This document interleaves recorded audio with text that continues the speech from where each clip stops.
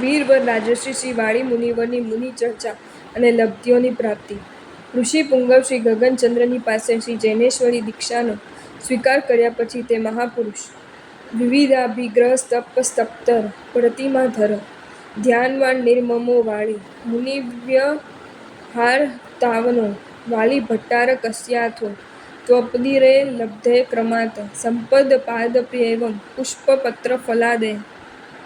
શ્રી વાળી મુનિવર વિવિધ પ્રકારના અભિગ્રહોનો અંગીકાર કરી તપ તપવામાં તત્પર થઈ અને પ્રતિમાધર બની ધ્યાનમગ્નપણે અને નિર્મમપણે પૃથ્વી ઉપર વિહરવા લાગ્યા.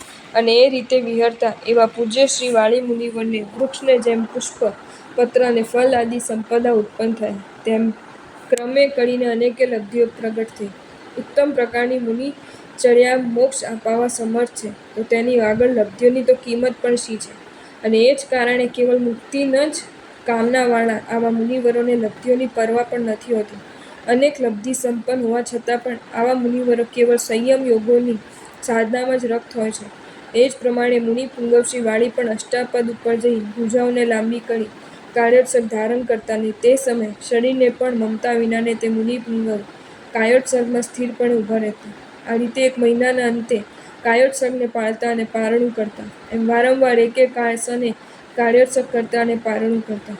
આ રીતે તપ, ધ્યાન અને નિર્મમ અવસ્થામાં પોતાનું મુનિ જીવન પસાર કરતા. આવા મુનિવરોને મુક્તિ કેમ દૂર થાય? આ રીતે આ બાજુ ઋષિ પુંગવ શ્રી વાળી મહારાજાનું ત્યાગ જીવન ચાલે છે, ત્યારે આ તરફ શ્રી રાવણનું ભોગ જીવન ચાલે છે.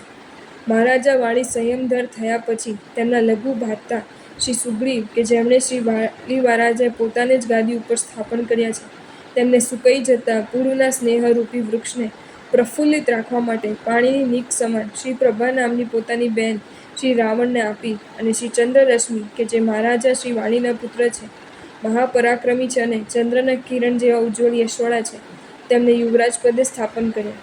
શ્રી રાવણ શ્રી સુગ્રીવની ભગિની શ્રી પ્રભાને પરણીને અને સાથ લઈને લંકા નગરીમાં ગયા. ત્યારબાદ બીજા પણ અનેક વિદ્યાધર નરેન્દ્રોની રૂપવતી કન્યાઓને બળથી પણ શ્રી રાવણ પરણ્યા. આ રીતે શ્રી રાવણ પોતાના ભોગ પુણ્યના યોગે અનેક પ્રકારની ભોગ સામગ્રીને એકત્રિત કરી રહ્યા છે અને સંસારના વિષય સુખમાં વિલસી રહ્યા છે. હવે શ્રી રાવણ નિત્યાલોક નામના નગરમાં શ્રી નિત્યાલોક નામના વિદ્યાધરેશ્વરની રત્નાવળી નામની કન્યાને પરણવા માટે તે વખતે પ્રયાણ કર્યું. એ જ વખતે શ્રી વાળી મુનિવર અષ્ટાપદ ગિરિ ઉપર ધ્યાનમગ્ન જીવન જીવી રહ્યા છે. શ્રી અષ્ટાપદ પર્વત ઉપર જતાં શ્રી રાવણનું વિમાન જેમ કિલ્લા આગળ દુશ્મનોનું સૈન્ય સ્ખલના પામે તેમ એકદમ સ્ખલના પામ્યું.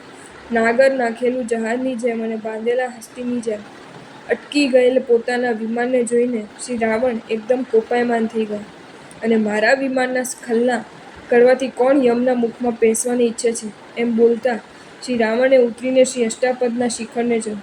ત્યાં તો તેમને વિમાનની નીચે જાણે પર્વતનું ઉત્પન્ન થયેલું નવું શિખર જ હોય તેવી રીતે પ્રતિમામાં રહેલા શ્રી વાળી મુનિવરને જોયા.